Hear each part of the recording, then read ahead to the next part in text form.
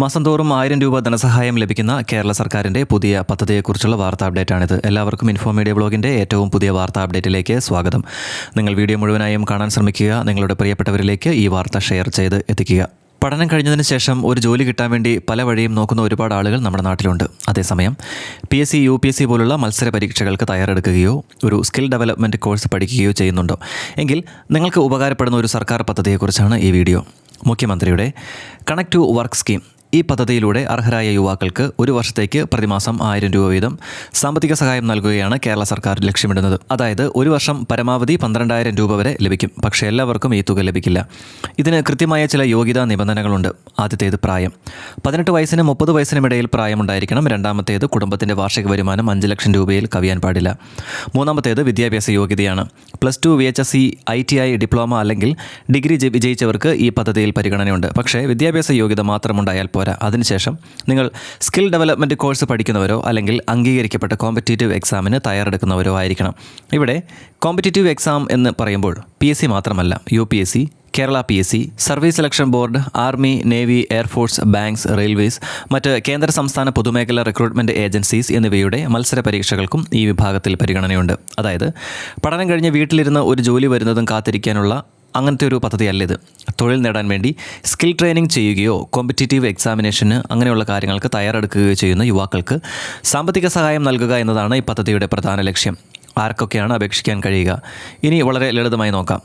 നിങ്ങൾക്ക് 18 വയസ്സ് മുതൽ 30 വയസ്സ് വരെ പ്രായമുണ്ടെങ്കിൽ, കുടുംബത്തിൻ്റെ വാർഷിക വരുമാനം 5 ലക്ഷത്തിൽ താഴെയാണെങ്കിൽ, +2, VHSC, ITI, ഡിപ്ലോമ, ഡിഗ്രി എന്നീ യോഗ്യതയുണ്ടെങ്കിൽ, അല്ലെങ്കിൽ അതിനുശേഷം ഒരു സ്കിൽ ഡെവലപ്മെൻറ്റ് കോഴ്സ് ചെയ്യുകയോ കോമ്പറ്റീറ്റീവ് എക്സാമിന് തയ്യാറെടുക്കുകയോ ചെയ്യുകയാണെങ്കിൽ എങ്കിൽ ഈ പദ്ധതിയുടെ എലിജിബിലിറ്റിക്ക് നിങ്ങൾ പരിശോധിക്കേണ്ടതാണ്. നിങ്ങൾക്ക് ഒരുപക്ഷെ അപേക്ഷിക്കാൻ സാധിച്ചേക്കും. എന്നാൽ ഒരു പ്രധാന കാര്യമുണ്ട്.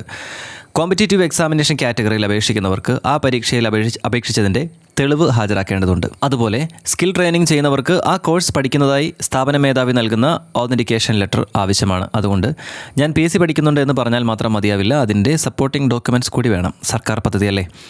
ഇപ്പോൾ രേഖകളില്ലാതെ കാര്യം നടക്കുമെന്ന് കരുതിയാൽ മനുഷ്യരുടെ ഏറ്റവും വലിയ തെറ്റായ പ്രതീക്ഷകളിലൊന്നാണത്.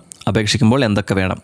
അപേക്ഷിക്കുന്നതിന് മുമ്പ് ചില രേഖകൾ തയ്യാറാക്കി വയ്ക്കുന്നത് നല്ലതാണ്. Address proof, date of birth proof, ഒരു വർഷത്തിനുള്ളിൽ ലഭിച്ച income certificate, educational qualification certificate, bank പാസ്ബുക്കിൻ്റെ ആദ്യ പേജ്, കൂടാതെ കാറ്റഗറി അനുസരിച്ച് competitive exam application acknowledgement slip അല്ലെങ്കിൽ സ്കിൽ ട്രെയിനിങ് ഇൻസ്റ്റിറ്റ്യൂഷൻ്റെ ഓതൻറ്റിക്കേഷൻ ലെറ്റർ എന്നിവ ആവശ്യമാണ്.